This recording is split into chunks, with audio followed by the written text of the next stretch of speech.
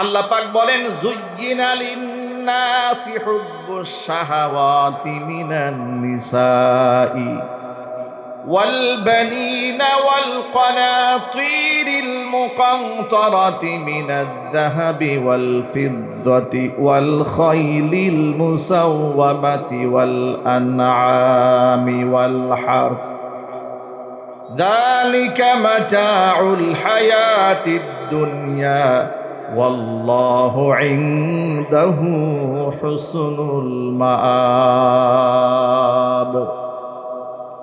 সৃষ্টিগতভাবে মানুষের জন্য সুশোভিত করা হয়েছে। মানুষের কাছে এই কয়েকটা জিনিস চিত্তাকর্ষণ করে তুলে ধরা হয়েছে। সেগুলা কি? এক নাম্বার হচ্ছে হুব্বুশ শাহাওয়াতি মিনান নিসা, স্ত্রীদের প্রতি আকর্ষণ, এটা সৃষ্টিগত করে দেওয়া হয়েছে। মনে রাখবেন, এই আকর্ষণটা দুই জায়গা থেকে ব্যাখ্যা মুফাসসিররা করেছেন, যেমন তাফসির কুরতুবী, তাফসির তাবারি, এই সমস্ত বড় বড় প্রাচীন তাফসিরের মধ্যে এসেছে এটা এই যে দুনিয়াটা সুশোভিত করে মানুষের কাছে পেশ করা হয়েছে, যদি এটা আল্লাহর পক্ষ থেকে দেওয়া হয়, যেটা সৃষ্টিগত বোঝানো হয়েছে সেটা লিমিট চাহিদা, আবার এই আকর্ষণটা শয়তানের পক্ষ থেকেও হতে পারে। কি কি জিনিসের আকর্ষণ মানুষের আছে আল্লাহ পাক ধারাবাহিক ব্যাখ্যা করে বলছেন। শোনো, কি কি জিনিসের আকর্ষণ মানুষের মধ্যে আছে। এক হচ্ছে স্ত্রীদের প্রতি আকর্ষণ, ওয়াল বানিন, সন্তানাদির প্রতি আকর্ষণ, ওয়াল কানাতিরিল মুকানতারাতি মিনায-যাহাবি ওয়াল ফিদ্দা, রাশি রাশি স্বর্ণ রূপার প্রতি আকর্ষণ, ওয়াল খাইলিল মুসাওওয়ামাতি, চিহ্নিত ঘোড়ার প্রতি আকর্ষণ, ওয়াল আনআম, গবাদি পশুর প্রতি আকর্ষণ, ওয়াল হারথি, জমি জামার প্রতি আকর্ষণ। এগুলো মানুষের চিরন্তন আকর্ষণ। তবে মনে রেখো, ওয়াল্লাহু ইনদাহু হুসনুল মাআব, আমি আল্লাহর কাছে রয়েছে সর্বোত্তম প্রত্যাবর্তন স্থল। জুড়ে বলেন সুবহানাল্লাহ। এই যে সূরা আলে ইমরানের 14 নম্বর আয়াতের আপনাদের সামনে একটা সাদা মাঠা বাংলা তর্জমা করলাম। আল্লাহর পক্ষ থেকে যদি আকর্ষণ দেওয়া হয় সেটা পবিত্র আকর্ষণ। আবার পরবর্তীতে আল্লাহ পাক বলেছেন, আমি আমার পক্ষ থেকে যে আকর্ষণ তোমাদেরকে দিয়েছি এটা সীমিত সময়ের জন্য দিয়েছি, এটা এক সময় নষ্ট হয়ে যাবে। নারীর প্রতি আকর্ষণ মানুষের ততদিন থাকে যতদিন নারীর গায়ে যৌবন থাকে। সে নারী যখন বৃদ্ধা হয়ে যায়, মানুষের আকর্ষণ তার উপর থেকে চলে যায়। কথা ঠিক না ব্যাটিক? জুড়ে বলেন। আবার সুস্থ নারীর প্রতি আকর্ষণ থাকে, অসুস্থ নারীর প্রতি মানুষের কোনো আকর্ষণ থাকে না। অনুরূপভাবে সুস্থ পুরুষের প্রতি নারীর আকর্ষণ থাকে। ওই পুরুষ যখন ক্যান্সার রোগে আক্রান্ত হয়ে মাথার চুলগুলা পড়ে যায়, দাড়িগুলা খসে যায়, একেবারে জিন্দা কঙ্কাল যখন হয়ে যায়, এমন মানুষের উপরে কারো কোনো আকর্ষণ থাকে না। ঠিক কিনা? এগুলা সীমিত সময়ের আকর্ষণ। আল্লাহ বলছেন জমি জামার আকর্ষণ, ক্ষেত খামারের আকর্ষণ, সন্তানের প্রতি আকর্ষণ, এটা অবৈধ নয়। যদি এটা আল্লাহ পাকের হুকুম পালনের জন্য হয়ে থাকে, এই লিমিট আকর্ষণ, এটা দূষণীয় নয়, কোনো কোনো ক্ষেত্রে এটা প্রশংসিত। যেমন আকর্ষণ যদি আপনার স্ত্রীর উপর হয়, পর নারীর উপর না হয়, এটা কি নিন্দিত আকর্ষণ না নন্দিত আকর্ষণ? নিঃসন্দেহে নন্দিত, প্রশংসিত আকর্ষণ। এটাকে খারাপ বলার কি কোনো সুযোগ আছে? আর স্ত্রীদের প্রতি স্বামীর যদি আকর্ষণ না থাকতো, কথা বুঝতে কষ্ট হচ্ছে ভাই, আমাদের স্ত্রীদের প্রতি যদি স্বামীদের এই আকর্ষণটা না থাকতো, তাহলে সমাজের যে ভারসাম্য, মহব্বত, সম্পর্ক, এগুলো কিছুই থাকতো না। এই যে একটা স্ত্রীকে খুশি করার জন্য স্বামীর কত কষ্ট, সুবহানাল্লাহ। একজন স্বামী তার স্ত্রীর মুখে হাসি ফোটাবার জন্য কত কষ্ট করে, বাচ্চাদের মুখে হাসি ফোটাবার জন্য কত কষ্ট করে। দেশ থেকে বিদেশ চলে যায়, যে সন্তান এক নজর দেখলে দিল ঠান্ডা হয়ে যায়, যে স্ত্রীর চেহারা এক নজর দেখলে দিল ঠান্ডা হয়ে যায়, সেই স্ত্রী সন্তান মা বাবাকে দেশে রেখে 1000 কিলোমিটার দূরে বিমান দিয়ে উড়ে যায়। জঙ্গলে কাজ করে, রাস্তাঘাটে কাজ করে, মিল ফ্যাক্টরিতে, ইন্ডাস্ট্রিতে কাজ করে। প্রবাসীরা 100 তলা বিল্ডিং এর উপরে জীবনের ঝুঁকি নিয়ে কাজ করে, শুধুমাত্র নিজেকে প্রতিষ্ঠিত করার জন্য নয়, সন্তান, স্ত্রী, পরিবার পরিজনের মুখে হাসি ফোটাবার জন্যই। ঠিক কিনা বলেন? যদি এই আকর্ষণ আল্লাহর পক্ষ থেকে না আসতো, পারিবারিক সিস্টেমটা ভেঙে পড়তো। এই জন্য আল্লাহর পক্ষ থেকে আকর্ষণ দেওয়া হয়েছে, এটা সুন্নাহ। যেমন নবী করিম সাল্লাল্লাহু আলাইহি ওয়াসাল্লামের একটা হাদিসের মধ্যে এসেছে যে 3টা জিনিস আমার কাছে আকর্ষণীয় করে তুলে ধরা হয়েছে আল্লাহর পক্ষ থেকে। কয়টা জিনিস বলে বলেন তো ভাই? আল্লাহর হাবিব রাহমাতুল লিল আলামিন বলেন, হুব্বিবা ইলাইয়ান নিসা ওয়াত-তিব ওয়া জুইলাত কুররাতু আইনি ফিস সালাহ। 3টা জিনিস আল্লাহর পক্ষ থেকে আমার কাছে প্রিয় বানিয়ে দেওয়া হয়েছে। 1 নাম্বার হচ্ছে আমার স্ত্রীদের কাছে আমার কাছে বড় প্রিয় করা হয়েছে। জোরে বলেন সুবহানাল্লাহ। নারীদেরকে আমার কাছে ঘৃণার পাত্র বানানো হয়নি, যে নারী দেখলে আমি ভ্রু কুঞ্চিত করব, নারীদের উপর বৈষম্য করব না, নারীদেরকে মানুষ মনে করব না। এই কথা রাসূল সেই সমাজে বলেছেন যে সমাজে নারী জন্ম নিলে লোকেরা লজ্জায় শরমে মুখ দেখাইতো না। কথা বুঝতে হবে ঠান্ডা মাথায়। এক হচ্ছে আপনি স্রোতের সাথে গা ভাসিয়ে দিলেন, এটা চলা সহজ, কিন্তু স্রোতের বিপরীতে আপনি বিপরীত মেরুতে দাঁড়িয়ে চলা, এটা কি সহজ না কঠিন? আরো চিৎকার দিয়ে বলতে হবে, সহজ না কঠিন? স্রোতের বিপরীতে দাঁড়িয়ে নৌকা চালানো এত সহজ নয়, হাজারো বাধা আপনাকে অতিক্রম করতে হবে।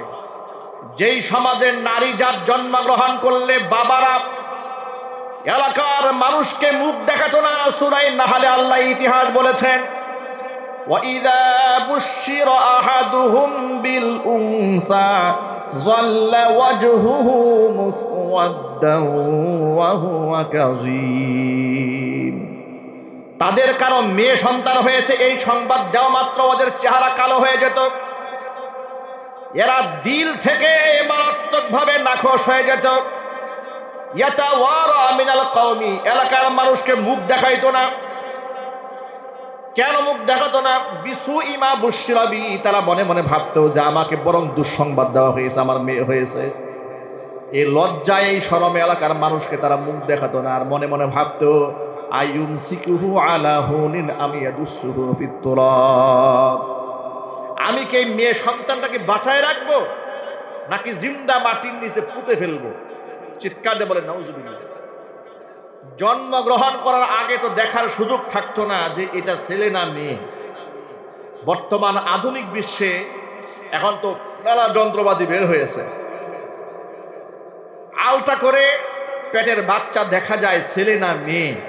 এটা মোটামুটি ডাক্তাররা ভালো একটা আন্দাজ করতে পারে 5-6 মাস হয়ে যাওয়ার পরে, ঠিক না ব্যাটিং জুড়ে বলেন। কিন্তু ওই সময় কি এই যন্ত্রগুলো ছিল না বিধায় সন্তান জন্ম হওয়ার পরে সিদ্ধান্ত গ্রহণ করতো, একে বাঁচায় রাখবে না মেরে ফেলবে, এই সিদ্ধান্ত আগে নিত না। কারণ আশাবাদ ব্যক্ত করতো যে ছেলে হবে, কারণ ছেলে হলে কি হবে, যুদ্ধ হবে, মারামারি করতে পারবে, কাটাকাটি করতে পারবে। আর মেয়ে মানুষকে লালিত পালিত করে অন্যের ঘরে তুলে দিতে হবে, বিয়ে শাদী দিতে হবে, এটাকে তারা লজ্জা মনে করতো। সেই সমাজে আল্লাহ রাসূল বলেন, খবরদার, আল্লাহর কাছে, আল্লাহর পক্ষ থেকে আমার কাছে এই নারী সম্প্রদায়কে ঘৃণিত বানানো হয়নি, নারীদেরকে আমার কাছে পছন্দের পাত্র বানিয়ে দেওয়া হয়েছে।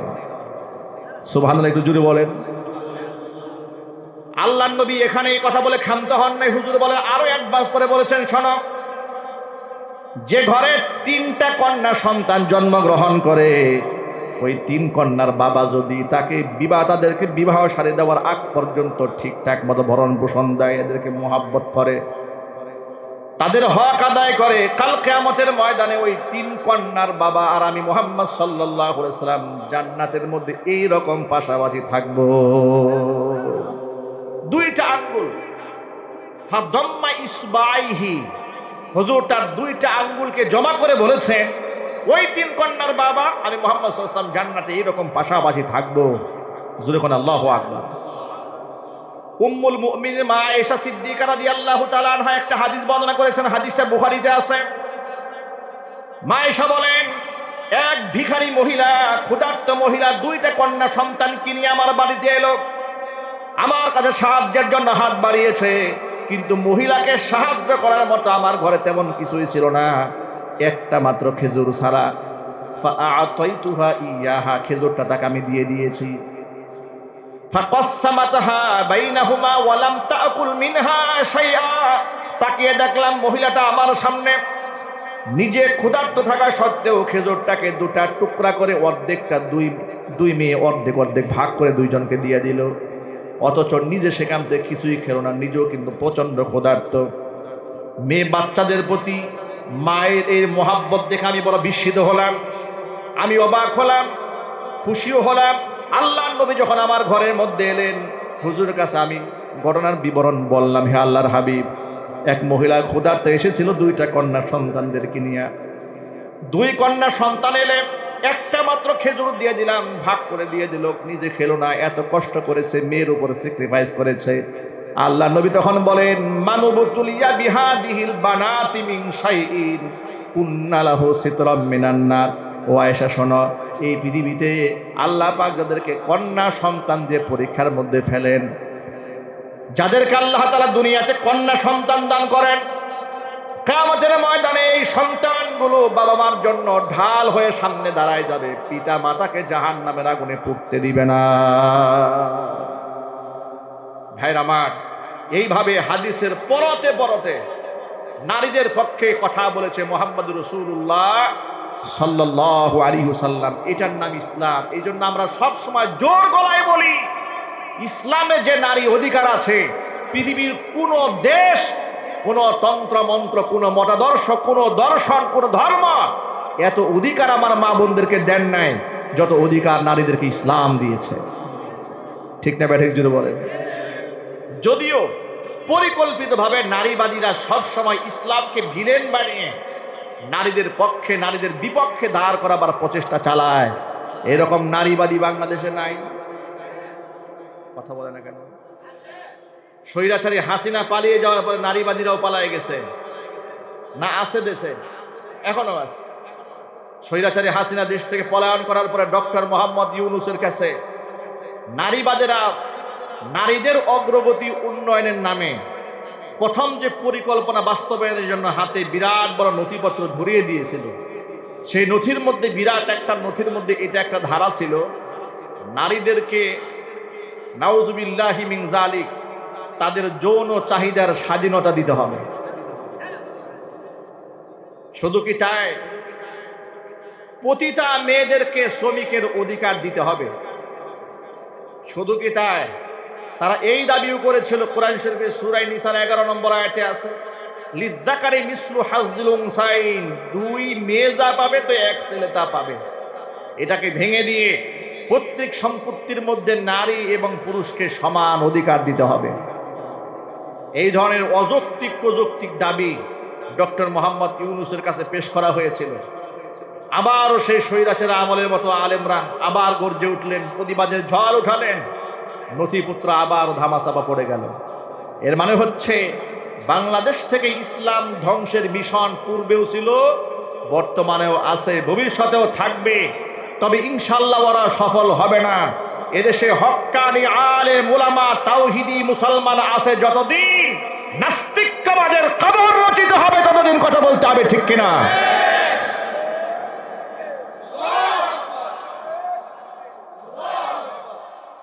ভাইয়েরা আমার, প্রিয় মা বোনেরা, গভীরভাবে কথার উপর খেয়াল করেন। আল্লাহর নবী বলেন, আল্লাহর পক্ষ থেকে আমার কাছে তিনটা জিনিস প্রিয় করা হয়েছে।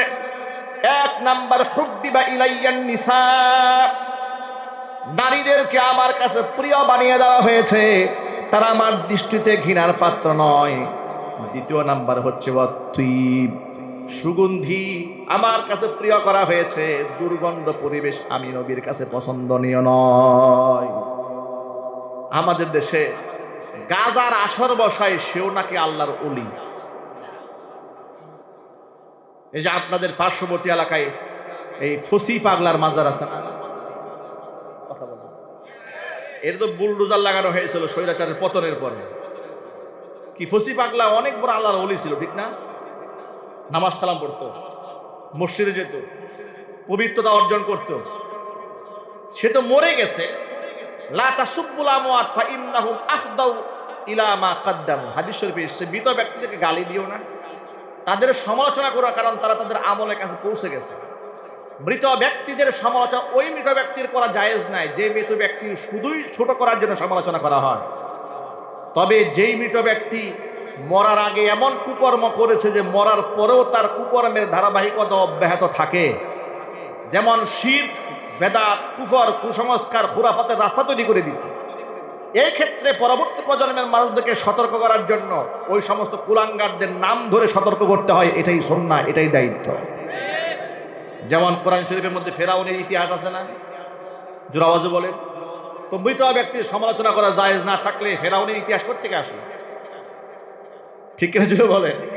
যদি মৃত ব্যক্তির সমালোচনা করা না যায়, তবে আবু লাহাবের ইতিহাস কোরআনে কোত্থেকে আসলো? আবু জাহাল তো মরে গেছে, আবু জাহালের কথা আমরা কেন বলি? ফেরাউনের কথা কেন বলি? নমরুদের কথা কেন বলি? কারুনের কথা আমরা কেন বলি? সবগুলো তো মরে গেছে। তারপরও কারণের দৃষ্টান্ত এসেছে কোরআনে, নমরুদের ইতিহাস এসেছে কোরআনে, ফেরাউনের ইতিহাস তো পরতে পরতে এসেছে। বনি ইসরাইল সম্প্রদায়ের কুকর্মের ফিহরিস্তি হুজুরের সামনে বারবার পেশ করা হয়েছে দুইটা উদ্দেশ্যে। এক নাম্বার উদ্দেশ্য হচ্ছে তাসলিয়াতান লিন নবী সাল্লাল্লাহু আলাইহি ওয়াসাল্লাম। আল্লাহ পাক তার নবীকে এই কথা বলে সান্ত্বনা দিয়েছেন, ও আমার হাবিব, আপনি দাওয়াত দেওয়ার পরে এলাকার লোকেরা আপনি যে আপনার সমালোচনা করে, বিরোধিতা করে, আপনার গালি দেয়, আপনি সবর করেন, ধৈর্য ধারণ করেন। মনে রাখবেন, এমন কোন নবী নাই আর এমন কোন রসুল নাই যাকে জমিনে প্রেরণ করেছিলাম আর তার উম্মত তার সাথে নাফরমানি করে নাই, এমন কেউ নাই। সুতরাং হুজুরকে সান্ত্বনা দেওয়ার জন্য আয়াত নাযিল হয়েছে। এক। দুই নাম্বার হচ্ছে ফেরাউনের জুলমের ইতিহাস উম্মার সামনে তুলে ধরে আল্লাহ পাক মানুষকে সতর্ক করেছেন, ক্ষমতার মসনদ পেলে তোমরা যেন আবার ফেরাউন হয়ে না যাও। কারণ ফেরাউনরা সারা জীবন পরাজিত হয়েছে, লাঞ্ছিত হয়েছে, তাদের শেষ বিদায়টা ভালো হয় নাই। এই কথাগুলো মানে নাই যারা, স্বৈরাচারী হাসিনার মতো জুতা পিটা খেয়েছে তারা। কথা ঠিকটা বেড়ে চিৎকার দিয়ে বলতে হবে। হাজার হাজার মানুষকে খুন করেছে, গুম করেছে, মানুষকে হত্যার হুমকি দিয়েছে। এই ডকুমেন্টসগুলো কি আপনাদের কাছে নাই? আওয়াজ দিয়ে বলতে হবে, আমাদের কাছে নাই। অসংখ্য আলেম আমাদেরকে হাত পা পরিয়ে লাঞ্ছিত করেছে। ইতিহাস সত্য না মিথ্যা? আরো যদি বলেন, কোমরে রশি লাগিয়ে আদালত প্রাঙ্গণে দেশের শ্রেষ্ঠ সন্তান আলেমদেরকে দাঁড় করিয়েছে। বিশ্বাস করেন, আলেমদের চোখের পানি, হাক আর বদদুয়া। হাদিস শরীফে এসেছে, ইত্তাকি দাওয়াতুল মাজলুম, খবরদার মাজলুমের বদদুয়া থেকে বাঁচো। কারণ মাজলুমের দোয়া কিংবা বদদুয়ার মাঝে আর আল্লাহ রাব্বুল আলামিনের মাঝে কোনো পর্দা থাকে না। মাজলুম তাদের হাক, তাদের বদদুয়াকে ভয় করো। আলেম ওলামাদের চোখের পানি কিভাবে ঝরিয়েছে? মাহফিল মঞ্চে আলেমরা ওয়াজ করেছে, শক্তি দেখিয়ে, ক্ষমতা দেখিয়ে আলেমদের সামনে থেকে মাইক কেড়ে নিয়েছে। কথা সত্য না অসত্য? শুধু কি তাই, পোস্টারের মধ্যে আলেমের নামের উপর নিজের নেতার নাম না দিলে মাহফিল বানচাল করে দিয়েছে, পোস্টার টেনে ছিঁড়ে ফেলেছে। আমার সাথে ঘটেছে ঘটনা। কালিয়াকৈর এক মাহফিলে কর্তৃপক্ষ আমাকে দাওয়াত দিল, আপনাদের পার্শ্ববর্তী এলাকা, গাজীপুরের ঘটনা। তৎকালীন যুগের মন্ত্রী বাহাদুরের নাম আমার নামে নিচে দিয়েছে, আমার নাম দিয়েছে প্রধান বক্তা হিসেবে সবার উপরে। মন্ত্রী সাহেবের চেলা চামুন্ডারা গিয়ে মাহফিল কর্তৃপক্ষকে ধরেছে, এই মিয়া মাহফিল করতে মনে চাই? বলে হ্যাঁ করতে মনে চায়। তো হুজুরের নাম উপরে দিয়ে নেতার নাম নিচে কেন? আমাদের নেতা তো মন্ত্রী, হুজুরের চাই থেকে আমাদের নেতার দাম কম না বেশি? তাড়াতাড়ি পোস্টার চেঞ্জ করেন। সর্বশেষ মাহফিল কর্তৃপক্ষ আমাকে ফোন করে দুঃখ প্রকাশ করে এরপরে এই সমস্ত তথাকথিত লম্পট বদমাশদের নাম উপরে দিয়েছে। বাস্তবতা কি সত্য না অসত্য? একটু জোরে বলতে হবে। এগুলা করেছে। 2018 সালে তো আমার সাথে আচরণ করেছে। মাহফিল মঞ্চ দিকে ধরে নিয়ে গিয়ে ককটেল বিস্ফোরণ মামলা দিয়েছে। আমার পকেটে 16টা ককটেল বোমা পাওয়া গেছে, এগুলো দিয়েছে মামলা। এই আপনাদের এই শ্রীপুরে অঞ্চলে আমার সাথে অনেক মামলার কেস পার্টনার আছে, আমার সাথে জেল খেটেছে, আমার অনেক লোক এই শ্রীপুরেও আছে। কেন তারা এগুলো করেছে? কেন করেছে? বিখ্যাত 116 জন আলেমের নামের তালিকা তৈরি করে দুদকে জমা দিয়ে জাতির শ্রেষ্ঠ সন্তান পবিত্র আলিমুল আমাদের মান সম্মান নষ্ট করার পায়তারা চালিয়েছে একমাত্র ভারতের দাদা বাবুদেরকে খুশি করার জন্য। কথা ঠিক না ব্যাঠিক জোরে বলতে হবে। মৌলবাদ বলে গালি দিয়েছে, তালিবান বলে গালি দিয়েছে, রাজাকার বলে গালি দিয়েছে। রাজাকার বলতে বলতে অবস্থা এমন হয়েছিল এই শব্দের গজবে আল্লাহ পাক ওরে ধ্বংস করছে। কথাটা বলতাম না, বলতাম এই জন্য যে কোরআনও তো ফেরাউনের ইতিহাস তুলে ধরা হয়েছে। মানুষ যেন ফেরাউন হয়ে না ওঠে, কিন্তু হাসিনা এখান থেকে সবক নাই। ওরা নব্য ফেরাউনের রূপ নিয়েছিল। কথা বলতে হবে ঠিক কিনা? আল্লাহ পাক যেন এই জাতিকে হেদায়েত দান করে, জোরে কোন আমিন। স্বৈরাচারী হাসিনার ফাঁসির রায় হয়েছে, ইনশাল্লাহ এই বাংলাদেশে অনতিবিলম্বে তা কার্যকর করতে হবে। আপনারা কি প্রস্তুত? তাকে ফাঁসির মঞ্চে মঞ্চায়িত করা হোক, এটা আপনারা চান? কারা কারা চান? তো হাত দেখতে চাচ্ছি আমি। কারা কারা চান? দল মত নির্বিশেষে হাজার হাজার ছাত্রদেরকে যারা হত্যা করেছে, আলেমুল আমাদেরকে ফাঁসির মঞ্চে উঠিয়েছে, তার ফাঁসি হোক, এটা কি আপনারা চান? একটু জোর আওয়াজে বলতে হবে। এত জোরে আওয়াজ দিবেন যাতে করে রাষ্ট্র সরকারের কান পর্যন্ত আওয়াজ পৌঁছে যায়। চিৎকার দিয়ে বলতে হবে, আপনারা কি স্বৈরাচারী খুনি হাসিনার ফাঁসি চান?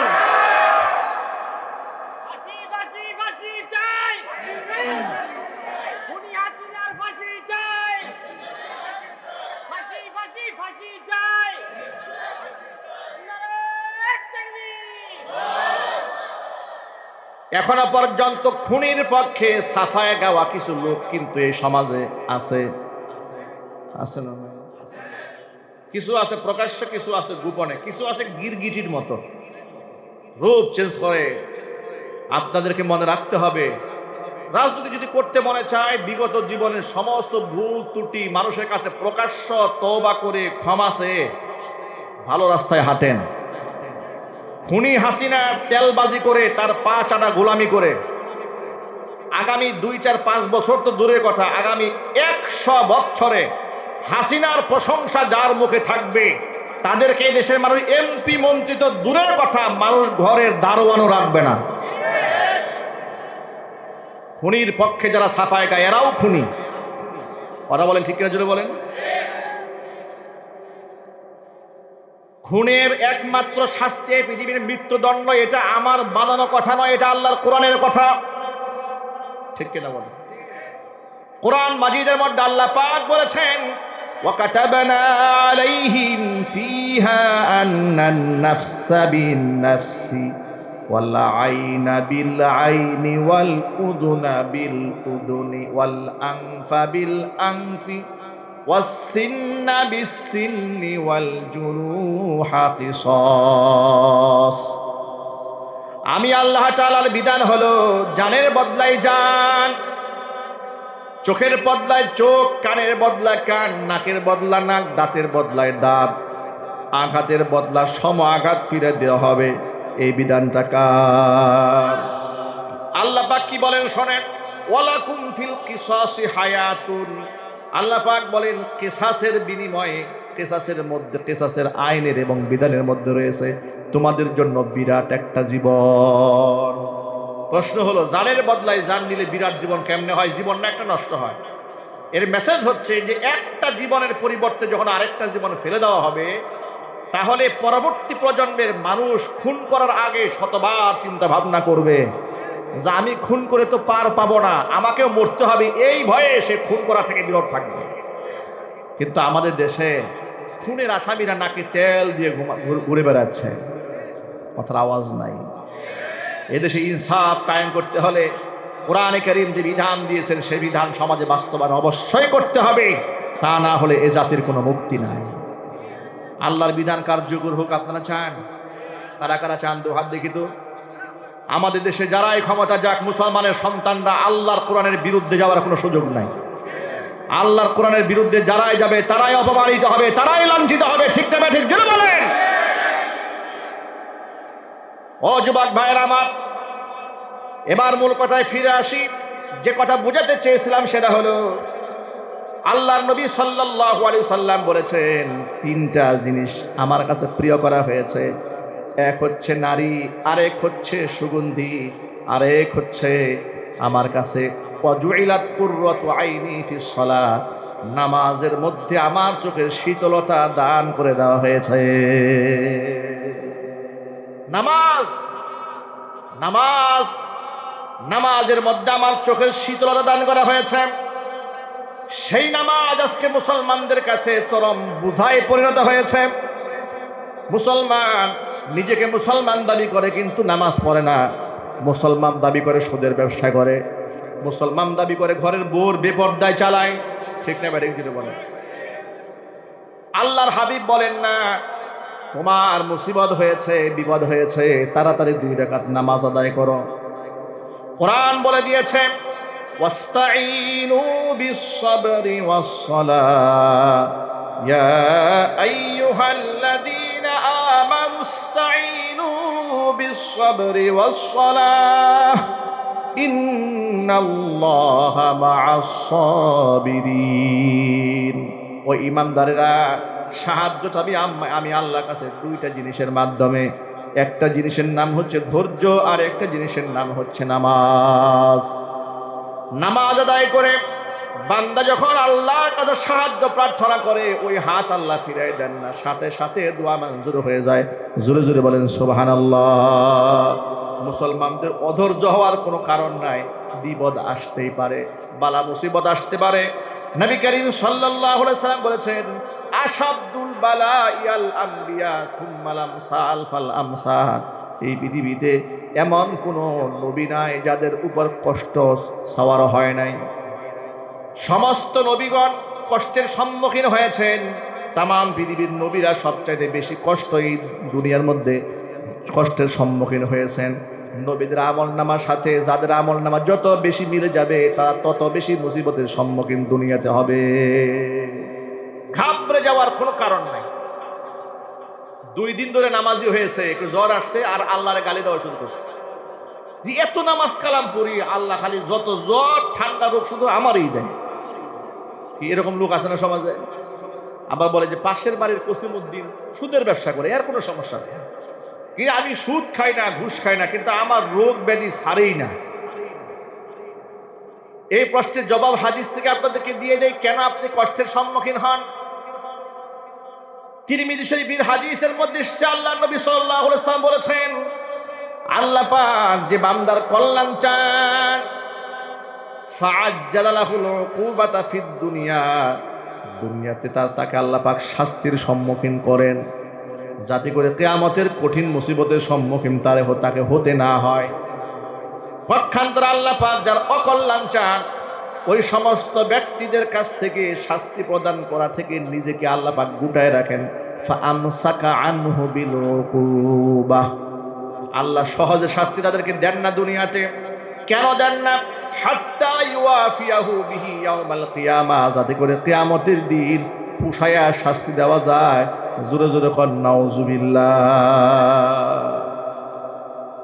এই যে রাস্তাঘাটে চলার পথে একটু ব্যথা পান, অ্যাক্সিডেন্ট হয়, কষ্ট পান, শারীরিক কষ্ট পান, মানসিক কষ্ট পান, ইমানদার যদি সবর করে, প্রত্যেকটা কষ্টে ব্যক্তির আমলনামা থেকে আল্লাহ গুনাহ মাফ করে দেয়।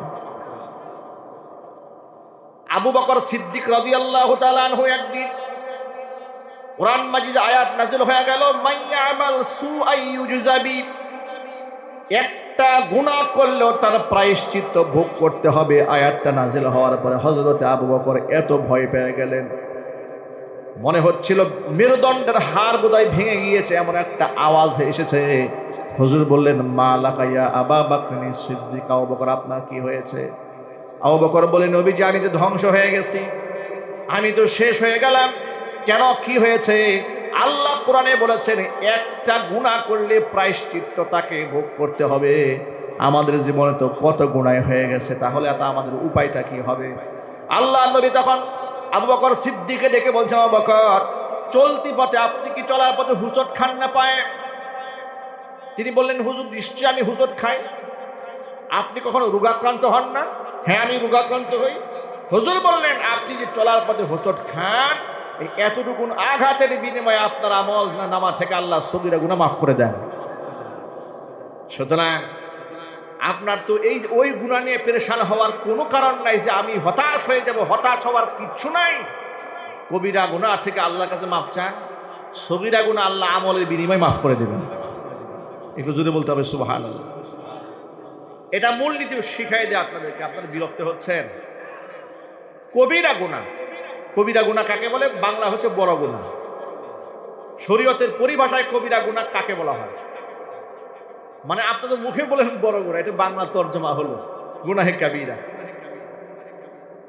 কাবীরা হচ্ছে ওই সমস্ত গুনাহ যে গুনার ব্যাপারে কোরআন এবং সুন্নাহর মাধ্যমে শাস্তির কথা বর্ণিত হয়েছে। কিসের কথা? শাস্তির কথা বর্ণিত হয়েছে। যেমন চুরি, ডাকাতি, জেনা, বদমাশি, মিথ্যা কথা বলা, অপবাদ দেওয়া, গীবত করা, তোহমত দেওয়া, এগুলো হচ্ছে এমন এমন বড় গুনাহ যে গুনার শাস্তির বিধান কোরআন সুন্নাহর মধ্যে আছে। যেমন কেউ যদি কাউকে মিথ্যা তোহমত দেয় তাহলে তাকে ৮০টা বেত্রাঘাত করার বিধান ইসলাম দিয়েছে। কেউ যদি ব্যভিচার করে, যদি অবিবাহিত হয় ১০০ দুর্রা মারার বিধান কোরআন দিয়েছে। যদি বিবাহিত হয় তাহলে তাকে মৃত্যুদণ্ডের রায় কোরআন দিয়েছে। এই যে শাস্তির কথা আল্লাহ রাব্বুল আলামিন তার শাস্তির বিধান দিয়েছেন এক, আরেকটা হচ্ছে যে গুনার ক্ষেত্রে জাহান্নামের আগুনের কথা উল্লেখ করা হয়েছে সেগুলো হচ্ছে গুনাহে কাবীরা। সেগুলো কি জুড়ে বলেন? যেমন নামাজ যদি কেউ না পড়ে তাহলে তার ঠিকানা জান্নাত হবে না জাহান্নাম হবে। সবাই একটু জুড়ে বলে। প্রমাণটা একটু শোনেন। আল্লাহ পাক বলেছেন জাহান্নামীরা একে অপরকে জিজ্ঞেস করবে জাহান্নামে যাওয়ার পর, মা সালাকাকুম ফি সাকার, কি ব্যাপার, কোন পাপের কারণে জাহান্নামে এসেছো? জাহান্নামীরা জবাব দিয়ে ১ নাম্বার কথাটাই বলবে, ক্বালু লাম নাকু মিনাল মুসাল্লিন। দুনিয়াতে নামাজ পড়ি নাই, তার নামাজ না পড়লে জাহান্নামে যেতে হবে, এটা কোরআনে লেখা আছে না নাই? আবার শুধু নামাজ পড়লেও হবে না, নামাজ পড়তে হবে একমাত্র কার জন্য? দেখা গেল মানুষ যদি আল্লাহর জন্য নামাজ না পড়ে মানুষকে দেখাবার জন্য নামাজ পড়ে, কোরআন বলে দিয়েছে সূরা মাউনের ভেতরে, ফাওয়াইলুল লিল মুসাল্লিন আল্লাযীনা হুম আন সালাতিহিম সাহুন আল্লাযীনা হুম ইউরাউন। ওই নামাজির জন্য ওয়াইল, দুজক, জাহান্নাম। যে নামাজি তার নামাজ সম্পর্কে উদাসীন, গাফেল, নামাজ তো আমি আল্লাহর জন্য পড়ে না, যতটুকুন পড়ে সে মানুষকে দেখাবার জন্য পড়ে। সমাজের মধ্যে মানুষকে দেখাবার জন্য নামাজি আছে, মানুষকে দেখানোর জন্য হাজিও আছে, মানুষকে দেখানোর জন্য দানবীরও এই সমাজের মধ্যে আছে না নাই? মাইকের মধ্যে মারহাবা না শুনলে দান করতে মনে চায় না। নামে শুরুতে হাজী সাহেব না লিখলে মাইন্ড করে, পুস্টারের নাম পরিবর্তন করতে বলে। এই মেয়ে, আমি ৩ বার হজ করছি, আমার নামে শুধু আলহাজ লেখো নাই কেন? নিজ থেকে আলহাজ লিখতে চায়। আলহাজ এটা একটা লকব ধারণ করে। কি ভাই, এরকম মুসল্লি এলাকায় নাই? তাহলে তারা কি আল্লাহর জন্য হজ করেছে? এই যে দেখবেন সামনে নির্বাচন আসতেছে না, ইদানিং কিছু লোকেরা ঘন ঘন উমরায় যাবে। কি ঠিক না ঠিক? ঘন ঘন উমরায় যাবে, এরপরে মাথায় টুপি দিয়ে কিছু ছবি তুলবে, এলাকার মধ্যে বিলবোর্ডের মধ্যে মাথার মধ্যে টুপি এবং নামাজ পড়তেছে এই ধরনের ছবি তুলে তুলে এলাকায় প্রচার করবে। অথচ এলাকার মুসল্লিরা জীবনেও তারা নামাজ দেখে নাই, আওয়াজ নাই, কথা। যদি অসত্য হয় আপনারা বলবেন হুজুরের কথা তো অসত্য। থর নামাজ পড়ে না, কিন্তু নির্বাচনের আগে মাথায় টুপি দিয়ে মানুষকে বুঝায় সে মুসল্লি, সে ধর্মপ্রাণ। এরকম লোক এই সমাজে নাই। ভণ্ড প্রতারক, ঠিক না ব্যাঠিক জুড়ে বলেন? কোরআন এদের ব্যাপারেই বলেছে। কোরআন এই সমস্ত লোক যারা মানুষকে দেখানোর জন্য নামাজ পড়ে। অনেক নেতা স্টেজে আসার আগে মাইকে বারবার ঘোষণা দেওয়া হয়, আপনারা একটু ধৈর্য ধারণ করেন, আমার নেতা নামাজ পড়তেছে। মানুষ যেন শুনে নেতা নামাজি। আবার সব মানুষ এক পাল্লায় মাপাও চলবে না। প্রকৃত নামাজি নেতাও এই সমাজে আছে। যদিও ইসলামী খেলাফত কায়েম হয়ে যায় না, কিন্তু আল্লাহর কিছু বান্দা এমনও আছে জীবনে ইচ্ছাকৃতভাবে এক ওয়াক্ত নামাজও কাজা করে নাই, আছে না নাই? বহুত মানুষকে দেখেছি নামাজ ছুটে যাওয়ার কারণে কেমন তর পাচ্ছে, কেমন ছটফট করছে, এমন লোক দেখেছি।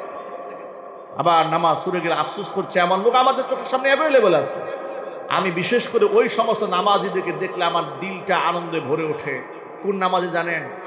মসজিদে নামাজ পড়তে যাওয়ার পরে গিয়ে দেখি মাথার মধ্যে টুপি নাই, মুখে দাড়িও নাই, স্কুলে পড়ে, কলেজে পড়ে, কিংবা দোকানদারি করে, গার্মেন্টসের চাকরি করে, পুলিশে চাকরি করে, সেনাবাহিনীতে চাকরি করে, কিংবা একেবারে খেটে খাওয়া মানুষ নামাজের ওয়াক্ত হয়ে গেছে, দৌড়ে জামাতে শামিল হওয়ার জন্য পাগল হয়ে আমরা দাঁড়িয়ে গেছে।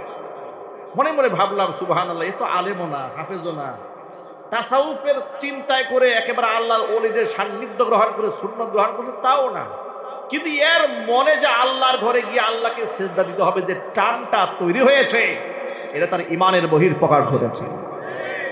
ঠিক ঠিক কিনা জোরে বলেন? তাদেরকে খারাপ দৃষ্টি দেখার কোনো সুযোগ নাই।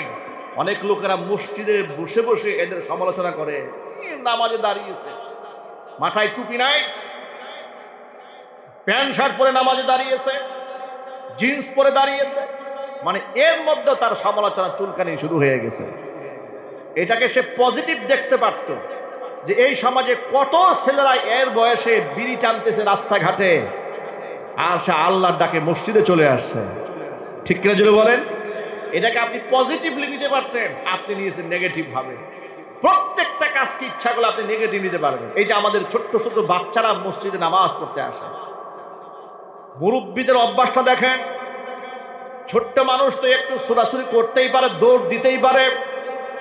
নামাজ শেষ হওয়ার পর আসসালামু আলাইকুম রাহমাতুল্লাহ, আসসালামু আলাইকুম রাহমাতুল্লাহ সালাম ফিরাবার পর মুরব্বী এমন খেপা দিয়েছে, এমন জোরে চিৎকার দিয়েছে, ধমক দিয়েছে, এই ছেলের বাবাকে, এর মাকে, অসভ্য বাচ্চা মসজিদে নিয়ে আসছে।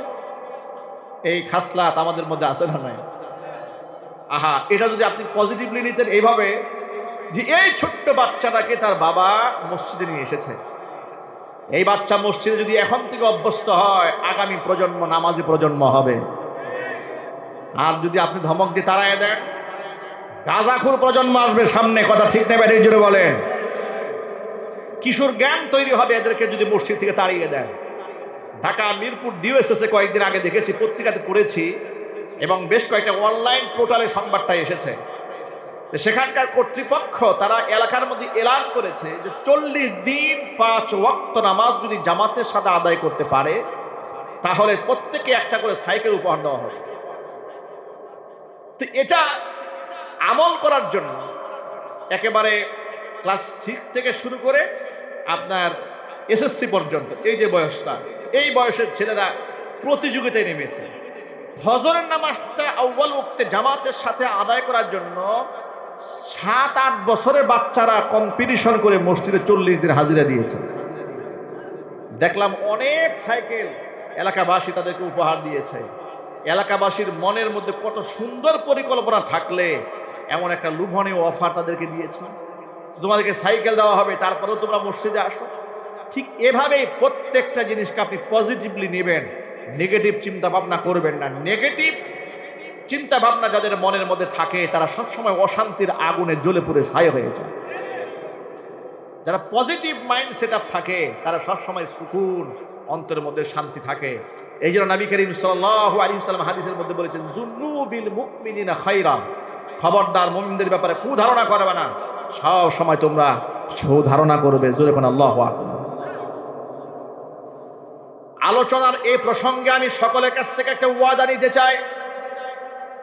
যে নামাজ আল্লাহর নবীর কাছে প্রিয় করে তোলা হয়েছে, এমন হুজুরের চোখের শীতলতা বানিয়ে দেওয়া হয়েছে। আল্লাহ নবী সাল্লাল্লাহু আলাইহি ওয়াসাল্লাম বলেছেন, জুইলাত কুররাতু আইনি ফিস সালাত, নামাজ আমার চোখের শীতলতা বানিয়ে দেওয়া হয়েছে। যত ভাইরা আমরা এখানে এসেছি আর মা বোন আমাদের বক্তব্য শুনতে পাচ্ছেন, সকলকেই আমরা এই ব্যাপারে ওয়াদা নিতে চাই, আজকের পর থেকে জীবনে আমরা এক ওয়াক্ত নামাজও কাজা করব না। বলেন ইনশাআল্লাহ। যুবক ভাইরা একটু জোর আওয়াজে বলুন না ইনশাআল্লাহ। আপনি যে পোশাকে থাকেন আপনি সে পোশাকেই মসজিদে চলে যান, আপনার জুব্বা পরার দরকার নাই। পাগড়ি পরার দরকার নাই। দরকার নাই বলতে মানে এটা আপনাকে অনুৎসাহিত করা হচ্ছে না, মানে আপনার মধ্যে পাগড়ি যদি নাও থাকে, জুব্বা গায়ে নাও থাকে, প্যান্ট শার্ট পরে আছেন, একেবারে ফর্মাল অবস্থার মধ্যে আছেন, জিন্স পরে আছেন, টি শার্ট পরে আছেন, শার্ট গায়ে দিয়ে আছেন, নামাজের ওয়াক্ত হয়ে গেছে, আজান ফুকেছে, মুয়াজ্জিন হাইয়া আলাস সালাহ, এক সেকেন্ডে বিলম্ব না করে আপনি নামাজে দাঁড়ায় যান। ইসলাম পোশাকের ব্যাপারে মানুষকে প্রশস্ততা দিয়েছে। সুবহানাল্লাহ। পোশাকে নির্ধারিত কোনো পোশাককে ইসলাম ফরজও করে নাই, ওয়াজিবও করে নাই। এই যে জুব্বা পরা, এটা কি ফরজ? আওয়াজ নাই আপনাদের মুখে, এটা জুড়ে বলেন। এটা কি সুন্নত? না, এটা সুন্নতও নয়, এটা ফরজও নয়, এটা ওয়াজিবও নয়। এটা একটা ড্রেস কোড, সর্বোচ্চ আপনি মুস্তাহাব বলতে পারেন বা করিবুম মিনাল সুন্নাহ বলতে পারেন, যে সুন্নতের কাছাকাছি। ইসলামে কোনো একটা নির্ধারিত একক কোনো পোশাককে সুন্নতের ক্যাটাগরিতে এই জন্য ফেলা হয় নাই, কারণ দেশ, সমাজ, এলাকা, রুচি, আবহাওয়া ভেদে মানুষের পোশাকের ভিন্নতা থাকতে পারে। কথা ঠিক না? ঠিক। এই জন্য আপনি এটা অবধারিত মনে করার কোনো কারণ নাই। এই জন্য দেখবেন সাহাবায়ে কেরাম রাদিয়াল্লাহু তাআলা আনহুম আজমাইন, তাদের ইতিহাস যখন আপনি সিরাত যখন পড়বেন, আপনি সিরাতের কিতাবে কোথাও পাবেন না যে তারা 24 ঘন্টা মাথার মধ্যে পাগড়ি বেঁধে থাকতেন, সবসময় মাথার টুপি দিয়ে থাকতেন। এগুলো সিরাতের মধ্যে পাবেন না। এমন অনেক বর্ণনা পাওয়া যায় যে উস্কো খুস্কো চুল নিয়ে সাহাবায়ে কেরাম হুজুরের সামনে হাজির হয়েছে। আজকে আমাদের সমাজে এমন একটা অবস্থা তৈরি করা হয়েছে যে টুপি না হলে মনে হয় নামাজই হচ্ছে না। ঠিক না? ঠিক না। তবে এটা পোশাকের একটা উত্তম পদ্ধতি বলা যায় যে এগুলো হচ্ছে লিবাসুস সালেহিন, নেককার মানুষের পোশাক। কথা বুঝতে পেরেছেন? কি বলা যায় জুড়ে বলেন তো? লিবাসুস সালেহিন, নেককার মানুষের পোশাক বলা যায়। যে প্রকৃত অর্থে সমাজের মধ্যে আল্লাহ ওয়ালা যারা দিনদার, ইমানদার, তাকওয়াবান, পরহেজগার, ওয়ারাসাতুল আম্বিয়া, নবীগণের ওয়ারিস যারা, তারা এই ধরনের পোশাক পরে। সুতরাং সর্বোচ্চ এই ক্ষেত্রে আপনাকে এটা প্রাধান্যের তালিকায় রাখতে পারেন, কিন্তু এটা জরুরি নয়। কিন্তু নামাজ আপনার জন্য জরুরি, হজ আপনার জন্য জরুরি, মুখের দাড়ি আপনার জন্য জরুরি। এটা মনে করার কোনো কারণ নাই, হুজুর আমার যেহেতু জুব্বা নাই, আমার দাড়ি না রাখা যাবে না। দাড়ি আপনার জন্য অবধারিত, দাড়ি ওয়াজিব। দাড়ি রাখা কি জোরে বলেন তো ভাই? জোরে আওয়াজে বলেন। দাড়ি রাখাটা ওয়াজিব।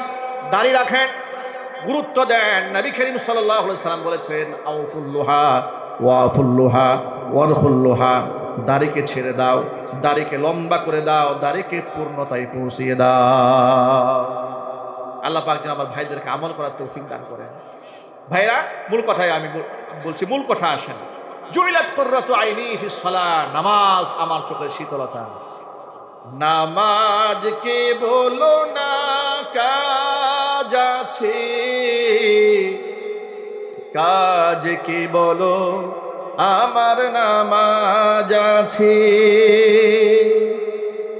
নামাজ বিহীন পরকালে কি জবাব দেবে তুমি প্রভুর কাছে। নামাজ কে বলো না কাজ আছে, কাজ কে বলো আমার নামাজ আছে। নামাজ বিহীন পরকালে কি জবাব দেবে তুমি প্রভুর কাছে। আল্লাহ পাক যেন আমাদের সকলকে 5 ওয়াক্ত নামাজি বানায় দেন। জোরে বলেন আমিন। আমি যেটা বোঝাবার জন্য এত কথা বললাম সেটা হচ্ছে যে আল্লাহ পাক যে কোরআনে বললেন, যুজ্জিনা লিন-নাসি হুব্বুশ শাহাওয়াত মিনান নিসা, নারীদের আকর্ষণ এটা করে দেওয়া হয়েছে। এটা যদি আল্লাহর পক্ষ থেকে আকর্ষণ হয় আর সেটা যদি আমরা বৈধভাবে সে আকর্ষণকে কাজে লাগাই, এটা আমাদের জন্য নিন্দনীয় হবে না, এটা প্রশংসনীয় হবে। আমরা যদি আমাদেরকে স্ত্রীদেরকে মহাব্বত করি, ভালোবাসি, আর অধিক সন্তান গর্বে আসবে আমার স্ত্রীর, দুনিয়াতে আমার অনেক সন্তান থাকবে, এই নিয়তে যদি বিবাহ করি, নারীদের প্রতি আকর্ষণ এটা দূষণীয় নয়, এটা প্রশংসনীয়। কারণ নবী করিম সাল্লাল্লাহু আলাইহি ওয়াসাল্লাম নিজে বলেছেন, তাজাওয়াজুল ওয়াদুদাল ওয়ালুদ ফাইন্নী মুকাসিরুম বিকুমুল উমামা ইয়াউমাল কিয়ামাহ। ওই সমস্ত মেয়েদেরকে তোমরা বিবাহ করো যারা অধিক সন্তান গর্ভে ধারণ করতে পারে, যাতে করে কিয়ামতের দিন আমি তোমাদেরকে নিয়ে অন্য উম্মতের মধ্যে গর্ব করতে পারি। অধিক সন্তান মুসলমানরা গর্ভে ধারণ করবে, সেই ক্ষেত্রে ইসলাম তাদেরকে উৎসাহ প্রদান করেছে। আর এনজিওরা প্রতিনিয়ত অনুৎসাহ প্রদান করে। তারা বলে একটি হলে ভালো হয়, দুটি হলে আর নয়। এটা কোনো মুসলমানদের কথা নয়, এটা শয়তানের কথা। ঠিক না ব্যাঠিক জোরে বলে? এটা কাজের কথা, শয়তানের কথা। তারা গ্রামগঞ্জে ঘুরে ঘুরে মানুষকে বোঝায় বেশি সন্তান হলে রিজিকের অভাব হবে, বাচ্চাদেরকে মানুষ করা যাবে না, একটা সন্তানকে জন্মের মতো মানুষ বানান। ইতিহাস প্রমাণ করেছে এক সন্তান যার, পৃথিবীর সমস্ত অশান্তি তার। ঠিক না ব্যাঠিক বলে? কারণ শয়তান সন্তান তখন শয়তানে পরিণত হয়ে বুঝে ফেলে যে আমার বাপ মার তো আমি ছাড়া উপায় নাই, আমি যা বলবো তাই, আমি হালালকে হারাম বলবো, হালালকে হারাম বলবো। বাপ মা বিপদে পড়ে, এমন মুসিবতে পড়ে এক সন্তানের জন্য, তখন আর তার কোনো উপায় থাকে না।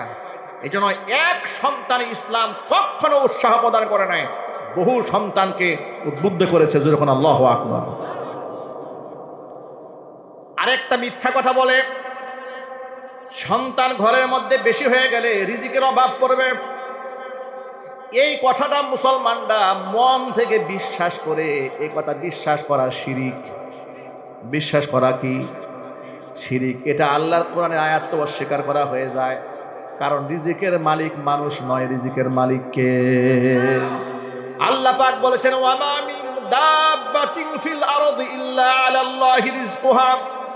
জমিনে এমন কোন বিচরণশীল প্রাণী নাই যে প্রাণী রিজকের দায়িত্ব আমি আল্লাহর নিজ হাতে গ্রহণ করিনি।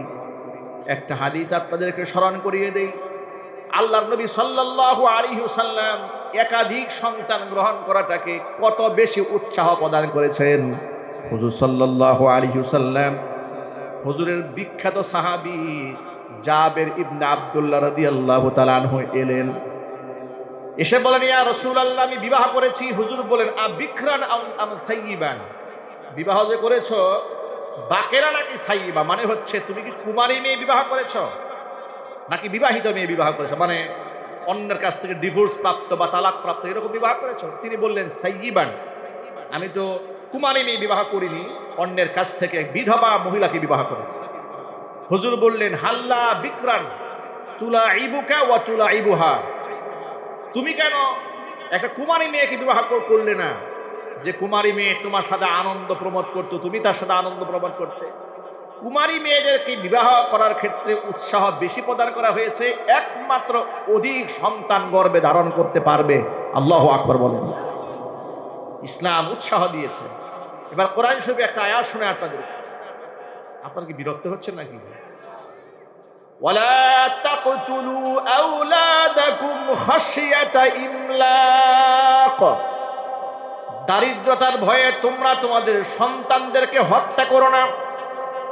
নাহনু নারযুকুহুম ওয়া ইয়্যাকুম। যে আল্লাহ তাআলা আমি তোমাদেরকে রিজিক দান করি, সে আমি আল্লাহ তাআলা তাদেরকেও রিজিক দান করব। দারিদ্রতার ভয়ে সন্তান হত্যা করা হালাল না হারাম?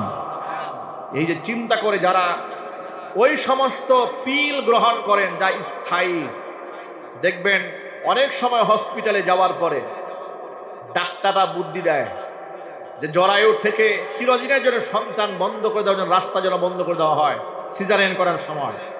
নাউজুবিল্লাহ পড়েন।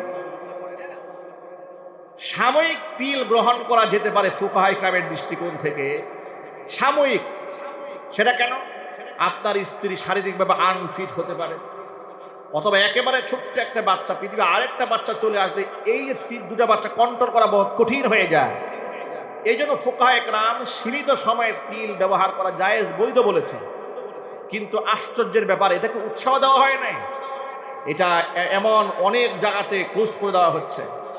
এর দ্বারা মুসলমানদের প্রজনন ক্ষমতা নষ্ট করা হচ্ছে। আবার এই সিজারিয়ান সিস্টেমটা তৈরি করা হয়েছে মুসলিম প্রজন্মকে ধ্বংস করার জন্য।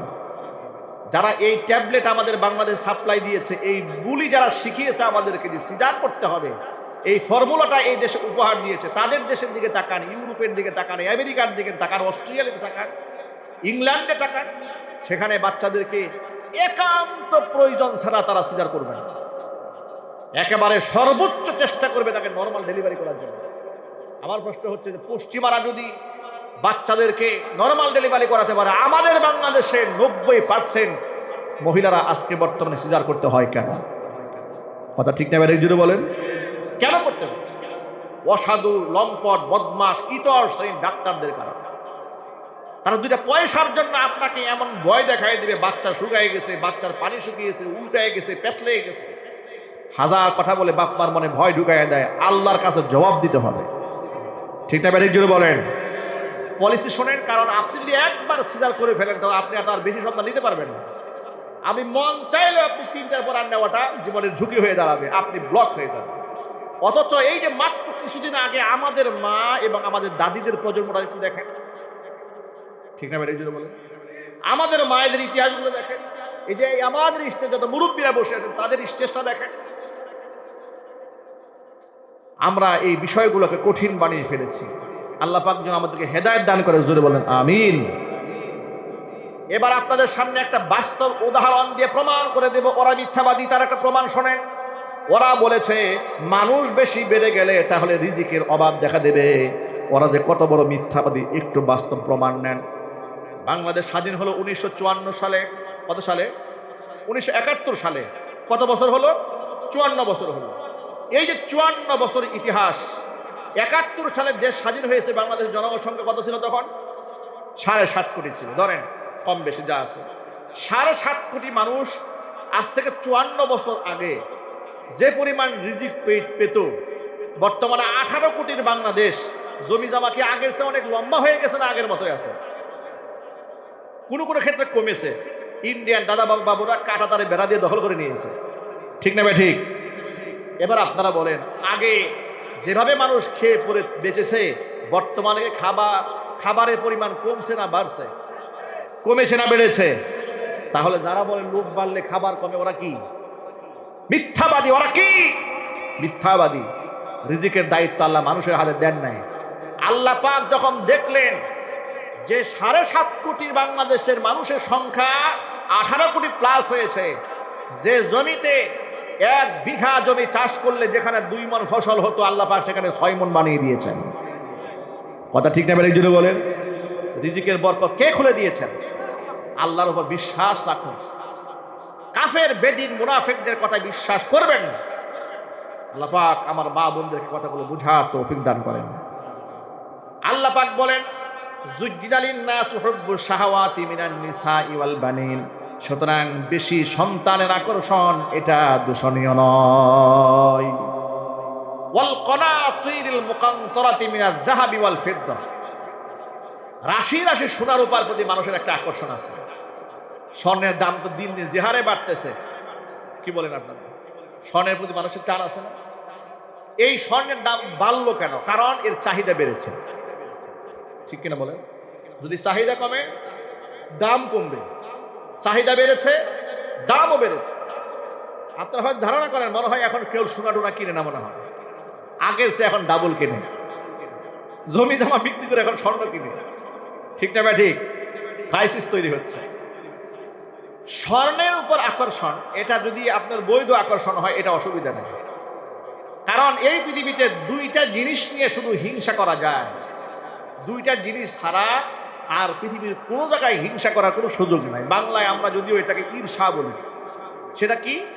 আল্লাহর নবী সাল্লাল্লাহু আলাইহি ওয়াসাল্লাম বলেছেন, লা হাসাদা ইল্লা আলা ইসনাতাইন, রাজুলুন আতাহুল্লাহুল কুরআন ফাহুয়া ইয়াকুমু বিহি আনা আল-লাইলি ওয়া আনা আন-নাহার, ওয়া রাজুলুন আতাহুল্লাহুল মাল। রাজুলুন আতাহুল্লাহু মালান, আল্লাহ পাক যাকে সম্পদ দিয়েছেন, ফাহুয়া ইউনফিকু মিনহু ফিল লাইলি ওয়ান নাহার, লাইলা ওয়া নাহারা।